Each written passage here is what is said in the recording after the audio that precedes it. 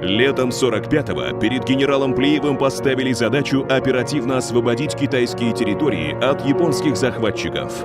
Позади пустыни и горы, взяты 2 города и ряд поселков, но советские силы продолжают наступать. Помощники опасались попасть в плен, но Плиев неумолимо вел их вперед, оторвавшись от главных сил войск. И вот город Жэхэ. Небольшую группу с генералом во главе заметили. Отступать поздно. Плиев отметил, что в городе в полной боевой готовности расположено крупное воинское подразделение. Спокойно, но повелительно он предложил сдаться. Японский представитель генералитета растерялся и попросил 2 недели на согласование с Токио. Плиев, понимая, что под рукой лишь передовые части, решает: тянуть нельзя. Даю вам 2 часа на размышление и отдачу распоряжения о капитуляции. По их истечении начнется штурм города. Гибель войск ляжет на вашу ответственность.